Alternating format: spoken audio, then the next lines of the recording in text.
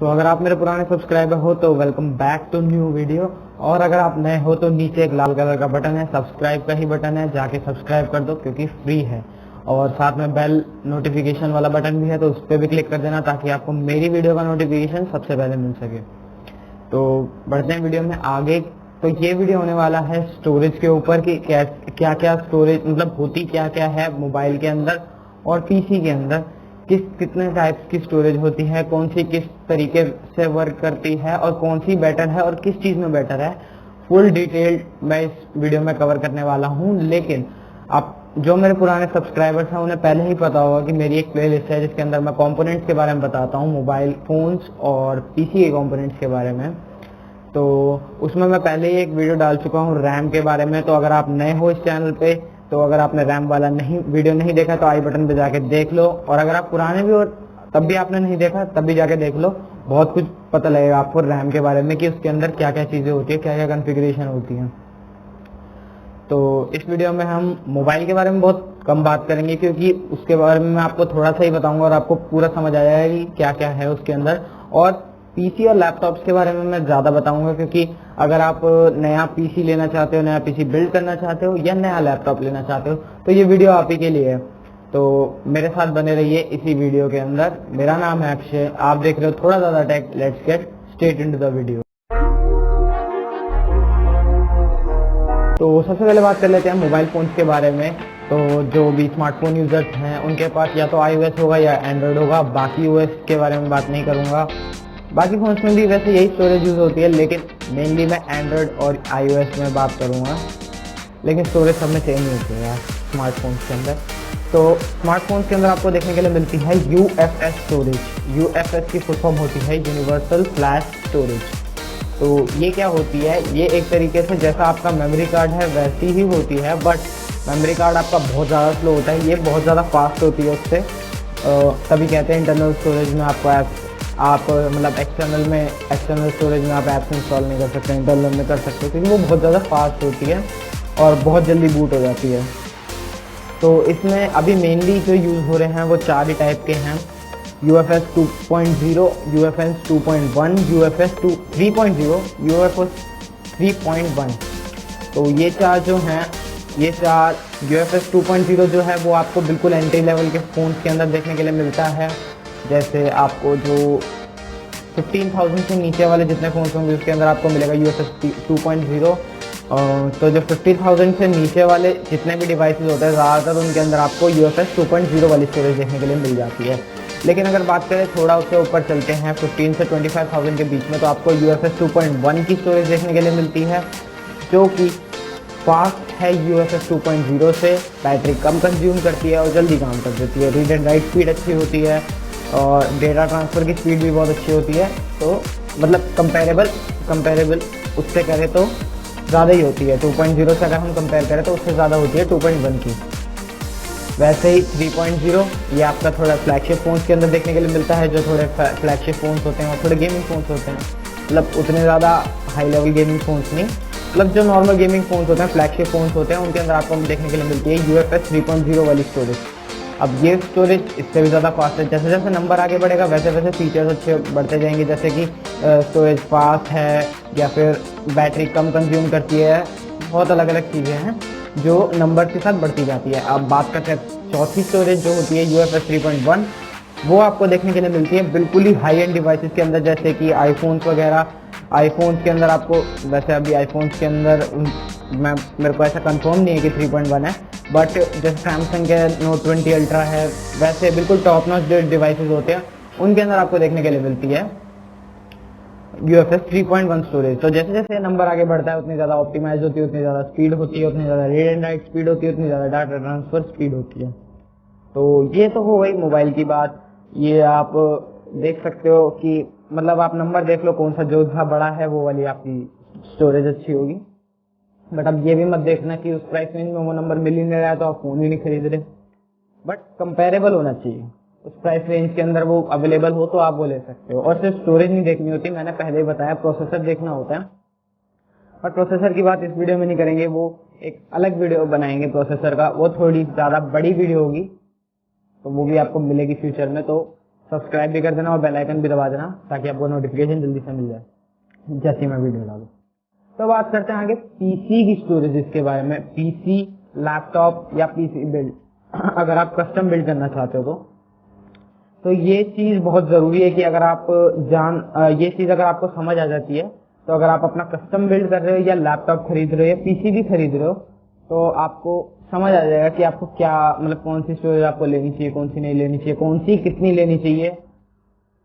तो वही सब बताता हूँ मैं। देखो, तो जो सबसे ज्यादा यूज होने वाली स्टोरेज है वो होती है HDD यानी हार्ड डिस्क ड्राइव। और इसका नाम सबने सुना होगा, जितने भी ये वीडियो देख रहे हैं। अगर आपको टेक्नोलॉजी के बारे में थोड़ा सा ही पता है, मतलब पीसी वगैरह के बारे में आपको थोड़ा सा ही पता है, तो जिसके अंदर डेटा स्टोर होता है वो होती है हार्ड डिस्क। मतलब मेमोरी के बारे में बात नहीं कर रहा मैं, स्टोरेज के बारे में बात कर रहा हूँ। मेमोरी तो रैम भी होती है, कैश मेमोरी भी होती है, तो मैं उसके बारे में बात नहीं कर रहा।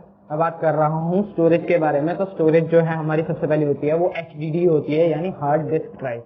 अब हार्ड डिस्क ड्राइव कैसे वर्क करती है और क्या इसका सीन रहता है वो मैं आपको समझाता हूँ। तो हार्ड डिस्क ड्राइव का एक बिल्कुल मैकेनिकल स्ट्रक्चर होता है। जैसे जैसे पार्ट मूव करते हैं वैसे वैसे वो वर्क करती है, वैसे वैसे वो कॉपी पेस्ट डाटा ट्रांसफर वगैरह जो जितने भी ऑपरेशंस होते हैं वो मूव करने के बाद करते हैं। मतलब उसमें कोई पार्ट मूव होगा तभी वो ऑपरेशन हो पाएगा। तो हार्ड डिस्क के बीच में एक सीडी जैसा कुछ लगा होता है। जैसे कि पहले ग्रामोफोन्स वगैरह होते थे, उसके अंदर एक पिन होता था, बड़ी सी सीडी रखते थे, पिन पे रखते थे और सीडी घूमती थी, वो पिन से रीड करती थी तो वो वर्क करती थी। उसी प्रिंसिपल पे वर्क करता है हार्ड डिस्क भी। तो हार्ड डिस्क को अगर देखें तो उसके अंदर भी सीडी घूमती है, पिन लगी होती है। वो जितना फास्ट मूव करेगी उतनी ज्यादा स्पीड होगी। बट इसके कुछ डिसएडवांटेज हैं और कुछ एडवांटेजेस भी हैं। तो इसमें डिसएडवांटेज जो आता है, सबसे पहला डिसएडवांटेज वो ये कि एक मैकेनिकल स्ट्रक्चर है, तो बहुत ज़्यादा बैटरी खाता है। ये बहुत ज़्यादा बैटरी खाता है। अगर आप एक लैपटॉप ले रहे हो तो बहुत जल्दी बैटरी खत्म करेगा ये आपकी, मतलब इतनी जल्दी भी नहीं करेगा, वो आपके लैपटॉप पर डिपेंड करता है बाकी कॉन्फ़िगरेशन के ऊपर। लेकिन एक ये रीज़न हो सकता है जिससे आपकी बैटरी जल्दी ख़त्म हो। दूसरी चीज़, ये आवाज़ बहुत करती है। मतलब अब इतनी भी नहीं करेगी कि मशीनें चल रही हैं वो, बट थोड़ी बहुत आवाज़ करती है ये। और इसकी परफॉर्मेंस उतनी ज़्यादा अच्छी नहीं है। अगर मानो आपको एक प्रोडक्शन वाला लैपटॉप, प्रोडक्शन के लिए पीसी या लैपटॉप चाहिए या फिर गेमिंग के लिए चाहिए, तो मैं सच बताऊं तो ये वाली हार्ड डिस्क के अंदर अगर आप कुछ भी इंस्टॉल करते हो तो ढंग से वर्क करेगा ही नहीं। और अगर आपके पास विंडोज 10 और अगर आपने हार्ड डिस्क के अंदर इंस्टॉल कर रखी है तो आपको पता ही होगा मैं ये किस लिए कह रहा हूँ उसकी परफॉर्मेंस स्लो होती है। तो वो तो सिंपल सी चीज़ है कि हार्ड डिस्क बहुत, मतलब सबसे पहली ड्राइव है जो स्टोरेज डिवाइस आया था, सबसे पुराना स्टोरेज डिवाइस है जिसके अंदर डेटा स्टोर करके रखा जाता था। तब से लेके आज तक भी वो यूज़ हो रही है। तो 3 तो उसके डिसएडवांटेज बता दिए, बट मैं उसका एडवांटेज भी बता देता हूँ। ये आपको बहुत चीपली अवेलेबल हो जाती है, बहुत सस्ते में मिल जाती है। अगर आप कहीं पे भी जाओ आपको मिल जाएगी। अगर आप मतलब किसी भी आप जो कंप्यूटर वगैरह ठीक करते हैं, अगर आप उनके पास चले जाओगे उनके पास भी अवेलेबल रहती हैं। जितने भी टेराबाइट की आपको चाहिए वो आपको मिल जाएगी। और लोग इससे टेराबाइट नहीं खरीदते, तो इससे ही पता लग जाता है कि कितनी चीप है। कि 1 टेराबाइट से नीचे तो कोई लेता ही नहीं है, फिर ज़रूरत ही नहीं पड़ती किसी को 1 टेराबाइट से कम की, मतलब वो इतनी सस्ती पड़ती है हमें। तो हम बात करते हैं सेकंड स्टोरेज की। अब वो सेकंड स्टोरेज बनी ही इसलिए क्योंकि ये जो डिसएडवांटेज थे, इस डिसएडवांटेज को पूरा करने के लिए। तो उसका नाम है SSD, सॉलिड स्टेट ड्राइव। तो सॉलिड स्टेट ड्राइव जो होती है वो वर्क करती है, वो मैग्नेटिकली वर्क करती है। उसके अंदर छोटी छोटी फ्लैश स्टोरेजेस लगी होती हैं जिनके अंदर, मतलब जो ब्लैक कलर एक वेफर होती है, जैसे रैम की वेफर देखी होगी आपने, उसके अंदर ब्लैक कलर के मतलब वो चिप्स सी लगी होती हैं, वही होती हैं उसकी मेमोरी। वैसे ही SSD के अंदर भी वैसे ब्लैक कलर की बहुत सारी लगी होती हैं। तो उनके अंदर होती है स्टोरेज और मैग्नेटिकली वो ट्रांसफ़र करते हैं डेटा। तो उसमें बैटरी भी कम कंज्यूम होती है और आपका स्पीड भी बहुत ज़्यादा अच्छी मिलती है। मतलब ये समझ लो 10 टाइम्स मिलती है आपको हार्ड डिस्क से। और वो आवाज़ भी नहीं करती क्योंकि इसमें कोई मूविंग पार्ट नहीं है। तो ये सब इसके फ़ायदे हैं, इसी वजह से इसे इन्वेंट किया गया। और अगर आप इसके अंदर अपनी विंडोज 10 इंस्टॉल कर देते हो या फिर कोई भी हैवी एप्लीकेशन इंस्टॉल करते हो, कई बार आपने देखा होगा कि रैम बहुत तगड़ी है लेकिन गेम फिर भी ढंग से मतलब बहुत देर में ओपन हो रही है या फिर कुछ ना कुछ कमी कहीं ना कहीं आ रही है। तो उसका यही रीज़न होता है कि आपकी स्टोरेज बहुत पुराने टाइप की हार्ड डिस्क आपने लगा रखी है। अगर आप SSD लगा के उसके अंदर इंस्टॉल कर देते हो तो वो बहुत फ्लुएंटली चलेगा। अगर आपके बाकी जो कंपोनेंट्स है वो मतलब बिल्कुल सही है उस गेम के लिए या फिर उस सॉफ्टवेयर के लिए, तो बहुत अच्छे से चलेगा SSD लगा लेने के बाद। और अगर आप SSD वैसे ही किसी भी कंप्यूटर में लगा लेते हो, नॉर्मल पीसी के अंदर भी लगा लेते हो, तो आपको एक परफॉर्मेंस बूस्ट तो देखने के लिए मिल ही जाएगा, विजिबली आपको दिख जाएगा, मतलब एकदम से यहाँ लेके चला जाएगा, यहाँ से यहाँ एकदम परफॉर्मेंस आपको देखने के लिए मिलेगी उसके अंदर। तो अगर हम बात करें थर्ड टाइप की स्टोरेज की, थर्ड पे मूव करने से पहले मैं बताता हूँ कि थर्ड बनी क्यों थी। तो SSD के एडवांटेज तो बहुत सारे थे, लेकिन एक डिसएडवांटेज था, हाँ वही प्राइस। उसका प्राइस इतना ज़्यादा है ना कि अगर आप 4 टेराबाइट की एक हार्ड डिस्क खरीदते हो और अगर आप 4 टेराबाइट की एक हार्ड डिस्क खरीदते हो और अगर उसी प्राइस रेंज में अगर आप एक SSD खरीदने जाओ तो वो आपको 1 टेराबाइट की मिलेगी, तो मतलब 4 गुना महंगी है उससे। होनी भी चाहिए क्योंकि उसका काम ही इतनी अच्छी परफॉर्मेंस देता है, बैटरी कम कंज्यूम करती है और फास्ट बहुत ज़्यादा है। तो वो सारे एडवांटेजेस को कवर कर रही है, डिसएडवांटेज को कवर कर रही है हार्ड डिस्क के, बट प्राइस बहुत ज़्यादा है, इसलिए बहुत सारे लोग उसे अफोर्ड नहीं कर पाते, इसलिए वो 128 GB में भी बिकती है, 240 में भी बिकती है और 512 में भी बिकती है। तो बहुत सारे मतलब 1 टेराबाइट से कम भी से बहुत ज़्यादा लोग खरीदते हैं, ज़्यादातर लोग 1 टेराबाइट से कम ही खरीदते हैं जिनका बजट होता है, जिनको बिल्कुल ही हाई लेवल का गेमिंग पीसी बनाना है, जिनका बजट होता है 2 लाख 3 लाख, तो वो तो बिल्कुल ही SSD यूज़ करते हैं, वरना लोग कम स्टोरेज वाली SSD यूज़ करते हैं। आगे बढ़ते हैं थर्ड स्टोरेज के बारे में। तो इसका जो डिसएडवांटेज था प्राइस, उसको ओवरकम करने के लिए एक और तरीके की हमने इन्वेंट करी, मतलब हमने नहीं, कंप्यूटर साइंटिस्ट जो भी हैं उन्होंने इन्वेंट करी एक इस तरीके की ड्राइव जो है जिसका नाम है SSHD। अब SSHD की फुल फॉर्म है सॉलिड स्टेट हाइब्रिड ड्राइव। तो क्या है ये? तो ये कुछ इस तरीके से वर्क करती है कि इसका जो आधा पार्ट होता है उसके अंदर हार्ड डिस्क होती है और आधे पार्ट के अंदर SSD होती है। तो ये किस तरीके से वर्क करती है, इसको अगर आप अपने पीसी के अंदर लगा लेते हो, पहली बात तो अगर आप इसे ऑनलाइन खरीदने जाओगे तो आपको दिखेगा बिल्कुल एक हार्ड डिस्क की तरह लगेगी और आप सोचोगे कि मुझे इसे क्यों खरीदना चाहिए, मतलब हार्ड डिस्क की तरह ही लग रही है तो उसके लिए मैं ज़्यादा पैसे क्यों भरूँ। और एक चीज़, हाँ, यहाँ पे हार्ड डिस्क से ये थोड़ी सी महंगी मिलेगी, लेकिन SSD से आपको कम प्राइस ही मिलेगा, मतलब दोनों के बीच में नहीं है। और अगर आप इसको अपने पीसी के अंदर लगा लेते हो तो एकदम से आपको परफॉर्मेंस बूस्ट देखने के लिए नहीं मिलेगा, ये मैं साफ बता रहा हूँ, बट इसकी परफॉर्मेंस हार्ड डिस्क से ज़्यादा ही होगी। वो क्यों, वो मैं आपको समझाता हूँ।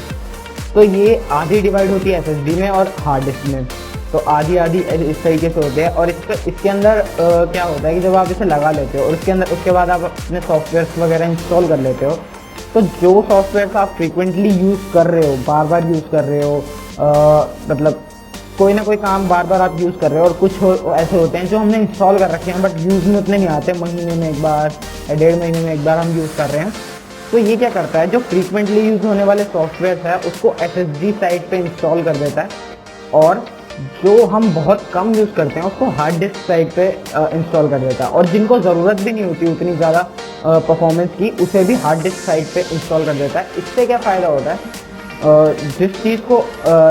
जिस सॉफ्टवेयर को ज़्यादा परफॉर्मेंस की ज़रूरत पड़ती है उस वाले सॉफ्टवेयर को वो SSD में इंस्टॉल कर देता है, और जिसकी ज़रूरत नहीं पड़ती उसको हार्ड डिस्क वाली साइड पे इंस्टॉल कर देता है। तो इससे क्या होता है, इससे आपको एक बहुत अच्छा परफॉर्मेंस बूस्ट देखने के लिए मिलता है इसके अंदर।